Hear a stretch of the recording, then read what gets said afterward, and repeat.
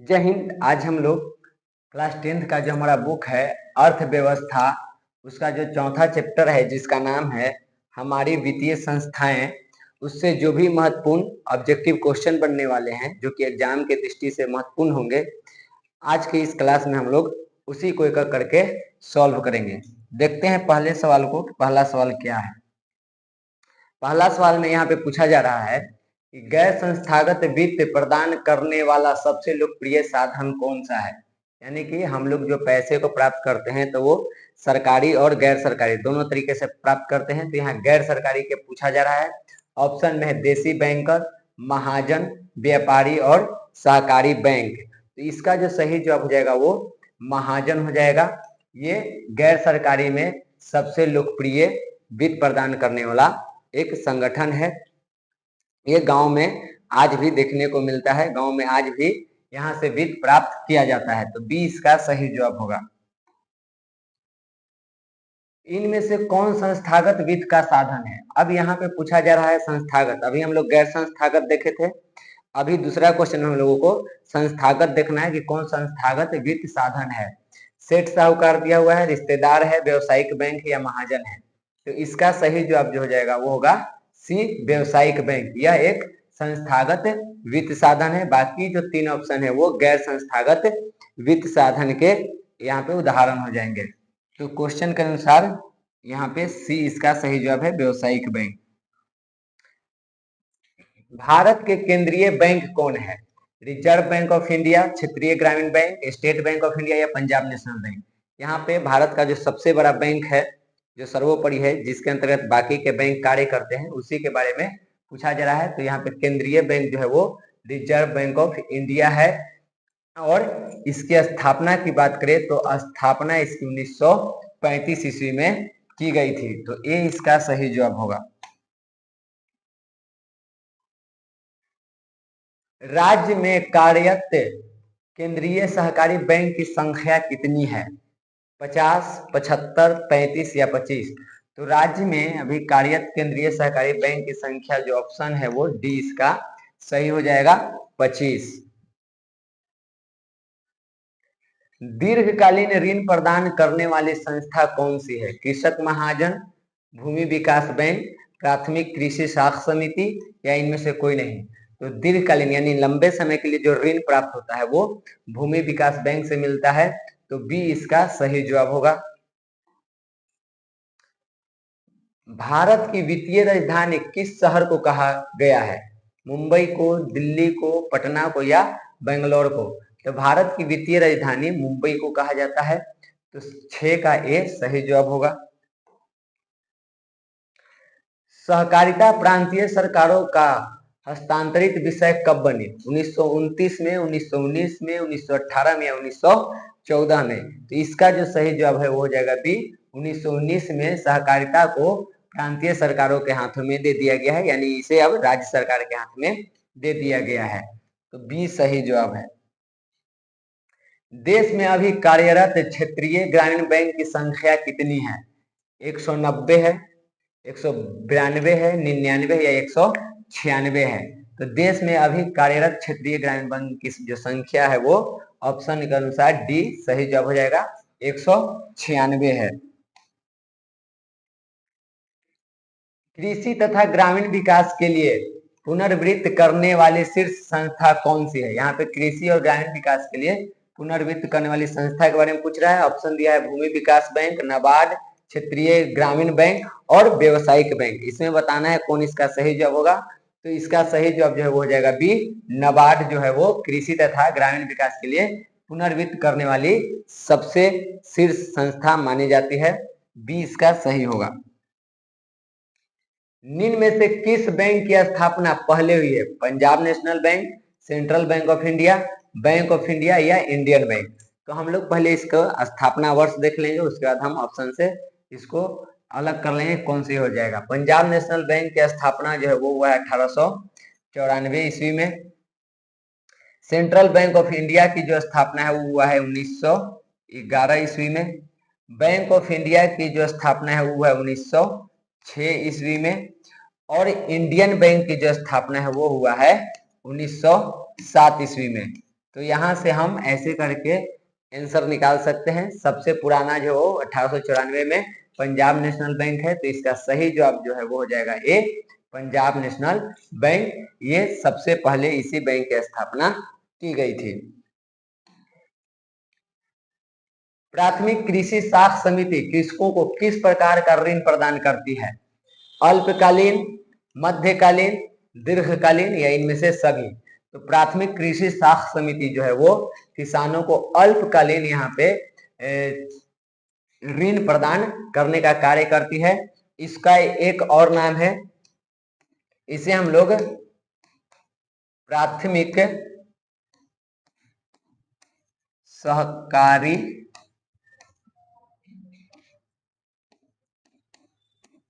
साख समितियां के नाम से भी जानते हैं। तो जो ये प्राथमिक कृषि साख समिति है उसे हम लोग प्राथमिक सहकारी साख समिति या प्राथमिक सहकारी समितियां या प्राथमिक साख समितियां, इन नाम से भी हम इसको जानते हैं। और यहाँ पे यही ये जो बैंक है, ये जो समिति है साख समिति, वो किसानों को अल्पकालीन ऋण प्रदान करने का कार्य करती है। व्यापारिक बैंक का एजेंसी कार्य क्या है? ऋण देना, प्रतिभूतियों का क्रय विक्रय करना, लॉकर की सुविधा देना या जमा स्वीकार करना? तो व्यापारिक बैंक का जो एजेंसी कार्य है उसमें आता है प्रतिभूतियों का क्रय विक्रय करना, तो बी सही होगा। भारतीय मुद्रा बाजार में किस प्रकार के ऋणों का लेन देन होता है? अल्पकाल, दीर्घकाल, दोनों या इनमें से कोई नहीं? तो भारतीय मुद्रा बाजार में जो ऋण का लेन देन है, यानी जो लोन लिया दिया जाता है, वो अल्पकाल के लिए भी मिलता है और दीर्घकाल के लिए भी मिलता है। तो इसका सही जवाब जो हो जाएगा सी, ए और बी जो है वो दोनों होगा। निम्नलिखित में से कौन सा संस्थान भारत में मुद्रा जारी करने के लिए अधिकृत है? यानी कि भारत में जो मुद्रा जारी होता है, जो पैसे जारी किए जाते हैं, वो किस संस्थान के द्वारा किए जाते हैं वही बताना है। रिजर्व बैंक ऑफ इंडिया के द्वारा, स्टेट बैंक ऑफ इंडिया के द्वारा, संसद के द्वारा या फिर राष्ट्रपति के द्वारा? तो भारत में यहाँ पे मुद्रा जारी करने वाला जो संस्था है उसका नाम है रिजर्व बैंक ऑफ इंडिया। तो ए इसका सही जवाब हो जाएगा, reserve bank of India. Bharat में सहकारिता आंदोलन कब प्रारंभ हुआ था? 1904 में, 5 में या 1907 में या फिर 1920 में? तो भारत में जो सहकारिता आंदोलन है या सहकारिता कानून कहें तो वो जो है 1904 में शुरू हुआ। तो यहाँ पे ए इसका सही जवाब हो जाएगा 1904 में। राज्य वित्त आयोग का गठन किया जाता है पंचायतों की वित्तीय स्थिति के पूर्वावलोकन के लिए या फिर केंद्र और राज्यों के वित्तीय संबंध के पूर्वावलोकन के लिए या फिर बैंकों की वित्तीय स्थिति के पूर्वावलोकन के लिए या इनमें से सभी के लिए?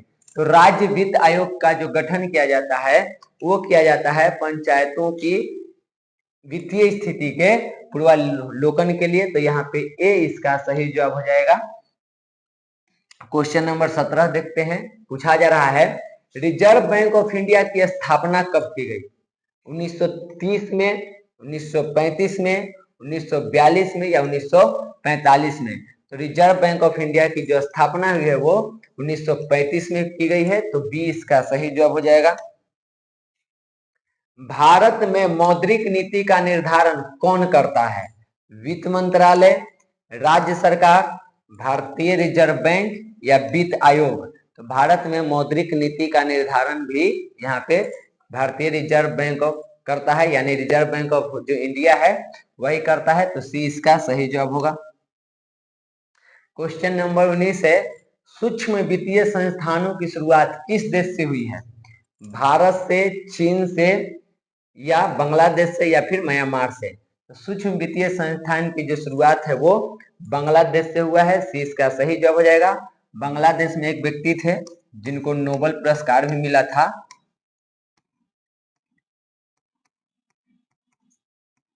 नोबेल पुरस्कार से सम्मानित है ये, और इनका नाम है प्रोफेसर मोहम्मद यूनुस। इन्होंने ही बांग्लादेश में सूक्ष्म वित्तीय संस्था की शुरुआत की थी तो इसका सही जवाब जो हो जाएगा वो बांग्लादेश हो जाएगा। अगर पूछा जाए किसने किया तो मोहम्मद यूनुस है। इसके बाद सवाल ये भी पूछा जाता है कि मोहम्मद यूनुस को कौन सा पुरस्कार मिला था, तो इनको नोबेल पुरस्कार भी मिला था। निम्नलिखित में कौन सा खाता विशेष रूप से व्यापारियों के लिए है? अस्थाई जमा, चालू जमा, संचयी जमा या आवर्ती जमा? तो यहाँ पे व्यापारियों के लिए जो खाता खोला जाता है, व्यापारी लोग जो खाता खुलवाते हैं वो चालू जमा खुलवाते हैं। तो यहाँ पे इसका बी सही जवाब हो जाएगा। भारत में करेंसी नोट कौन जारी करता है? करेंसी नोट यानी जो कागज के नोट हैं वो कौन जारी करता है वही बताना है। वित्त विभाग द्वारा, वाणिज्यिक बैंक द्वारा, रिजर्व बैंक ऑफ इंडिया द्वारा या इनमें से कोई नहीं? तो ये जो भी नोट है वो भारतीय रिजर्व बैंक ऑफ इंडिया द्वारा लागू किया जाता है। लेकिन यहाँ पे ध्यान रखना है कि जो 1 रुपए का नोट होता है, 1 रुपए का नोट और जितने भी सिक्के होते हैं ये रिजर्व बैंक ऑफ इंडिया द्वारा जारी नहीं किया जाता है, इसको वित्त विभाग द्वारा जारी किया जाता है। बाकी 1 रुपए को छोड़ करके जो भी नोट हैं वो सभी नोट का यहाँ पे जारी करने का जो जिम्मेवारी है वो रिजर्व बैंक ऑफ इंडिया को है, यही इसको जारी करता है। तो 1 रुपए का नोट और सिक्का को ध्यान में रखेंगे, ये वित्त विभाग करता है। प्रत्यक्ष कर के अंतर्गत निम्न में से किसे शामिल किया जाता है? आय कर को, उत्पाद कर को, बिक्री कर को या इनमें से किसी को नहीं? तो प्रत्यक्ष कर में आ जाएगा हम लोग का आय कर, जो इनकम से टैक्स देते हैं वो प्रत्यक्ष कर में आता है। तो ये उसका सही जवाब होगा। वाणिज्यिक या जिसे हम लोग व्यवसायिक बैंक कहते हैं, इसका राष्ट्रीयकरण कब किया गया था वही बताना है। 1966 में, 1969 में, 1980 में या 1975 में? तो व्यवसायिक बैंकों का जो राष्ट्रीयकरण है वो 1969 में किया गया था। और इस टाइम पे जो प्रधानमंत्री हैं वो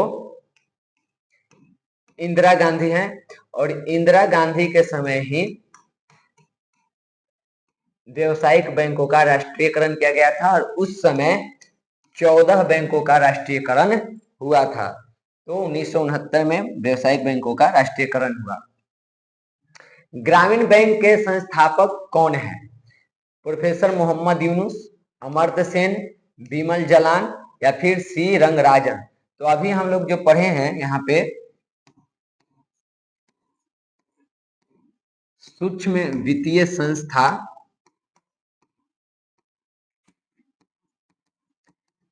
इसी को ग्रामीण बैंक के नाम से भी जाना जाता है। जो सूक्ष्म वित्तीय संस्था है इसी को ग्रामीण बैंक के नाम से भी जानते हैं। और इसका स्थापना पहली बार बांग्लादेश में प्रोफेसर मोहम्मद यूनुस के द्वारा किया गया था। तो यहाँ पे ए इसका सही होगा।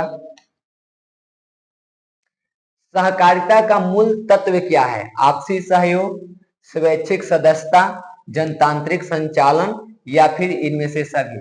तो सहकारिता के मूल तत्व की बात करें तो उसमें ये तीनों होता है। तो यहाँ पे डी इसका सही जवाब हो जाएगा, इनमें से सभी। केंद्रीय सहकारी बैंक किस स्तर पर काम करता है? ग्राम स्तर पे, जिला स्तर पे, राज्य स्तर पे या राष्ट्रीय स्तर पे? तो केंद्रीय सहकारी बैंक ऐसे देखने में तो लगा कि केंद्रीय स्तर पे काम करता है यानी राष्ट्र स्तर पे, लेकिन असल में जो केंद्रीय सहकारी बैंक है वो जिला स्तर पे कार्य करता है। बी इसका सही जवाब होगा, जिला स्तर। ये दिया गया है सहकारी बैंक के बारे में। सहकारी बैंक जो है वो 3 स्तर पे काम करता है। सहकारी बैंक के 3 स्तर है, जिसमें ग्राम स्तर पर देखें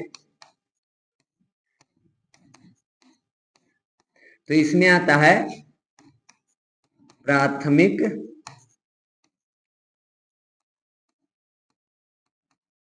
सहकारी साख समितियां, ये ग्राम स्तर पे कार्य करता है, जो कि इसका पहला हो जाएगा। उसके बाद दूसरा होता है यहाँ पे सहकारी बैंक जिला स्तर पर, और जिला स्तर पे जो कार्य करता है उसका भी हम लोग देखें, इसका नाम है केंद्रीय सहकारी बैंक। और तीसरा स्तर जो है वो राज्य स्तर पे कार्य करता है और इसका नाम है राज्य सहकारी बैंक। तो ये सहकारी बैंक के 3 स्तर हैं, इन्हीं 3 स्तरों पे काम करता है। और यहाँ पे हम लोग को पूछा गया है कि जिला स्तर पे कार्य कर, यहाँ पे पूछा गया केंद्रीय सहकारी बैंक किस स्तर पे कार्य करता है। तो केंद्रीय सहकारी बैंक जो है वो जिला स्तर पे काम करता है। तो 20 का सही जवाब हो जाएगा। अगर प्राथमिक सहकारी समिति को पूछा जाए कि किस स्तर पे कार्य करता है तो ग्राम स्तर पे करता है। और राज्य सहकारी बैंक राज्य स्तर पे काम करता है। राष्ट्रीय स्तर पर सहकारी बैंक यहाँ कोई स्तर नहीं है, यही 3 मुख्य स्तर हैं, इसी के आधार पर ये कार्य करता है। उसके बाद अगला क्वेश्चन देखते हैं। भारत में 1 रुपया का नोट कौन जारी करता है? भारतीय reserve bank, central bank of India, वित्त विभाग या स्टेट बैंक? अभी हम बताए हैं कि 1 रुपए का जो नोट है, 1 रुपए का नोट और जितने भी सिक्के हैं, 1 के हो, 2 के हो, 10 के हो, 20 के, जो भी हैं, ये सभी 1 रुपए के नोट और जितने भी सिक्के हैं वो सभी वित्त विभाग द्वारा जारी किए जाते हैं। इसको एकदम ध्यान में रखना है कि 1 रुपए का नोट और सिक्का जो है वो वित्त विभाग जारी करता है। तो सी इसका सही जवाब हो जाएगा। उसके बाद 2 रुपए के नोट से लेकर के जो भी 500 या 1000 2000 के जो भी नोट हैं वो सभी रिजर्व बैंक ऑफ इंडिया द्वारा जारी किया जाता है। लेकिन 1 रुपए का नोट और सिक्का वित्त विभाग द्वारा जारी किया जाता है। शेयर बाजार की नियामक संस्था है SIDBI या सेबी या फिर RBI या फिर स्टॉक एक्सचेंज? तो शेयर बाजार की जो नियामक संस्था है वो सेबी है। तो बी इसका सही जवाब हो जाएगा, सेबी। बिहार में पहला क्षेत्रीय ग्रामीण बैंक कब स्थापित हुआ? 1974 में, 75 में या फिर 76 में या 77 में? तो बिहार में पहला क्षेत्रीय ग्रामीण बैंक जो है वो 1975 में स्थापित किया गया था। अगर भारत में ही पूछा जाए तो भारत में भी यहाँ पे 1975 में ही इसकी स्थापना की गई थी। तो चाहे भारत हो चाहे बिहार हो, जिस वक्त भारत में इसकी स्थापना हुई जिस वर्ष, उसी वर्ष इसको बिहार में भी स्थापित किया गया था। तो भारत में भी 1975 में ही इसकी स्थापना हुई क्षेत्रीय ग्रामीण बैंक की, और उसी वर्ष 1975 में ही बिहार में भी क्षेत्रीय ग्रामीण बैंक की स्थापना की गई थी।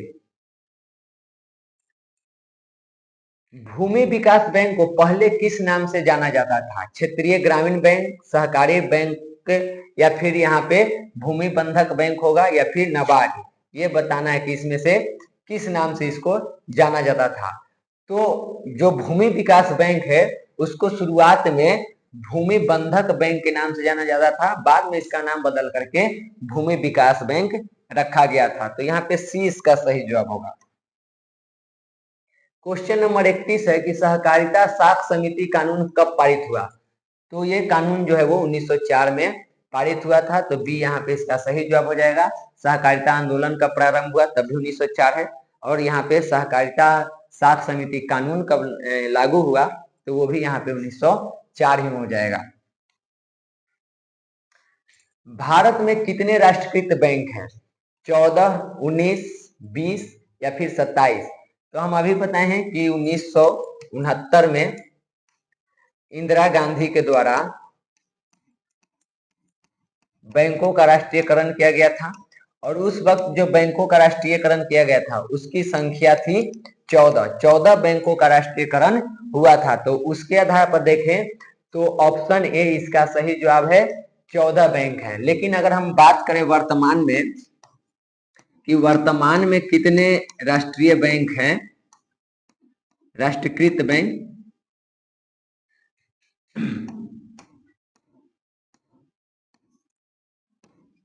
तो इसकी संख्या वर्तमान में अभी 12 है। इसको ध्यान में रखेंगे।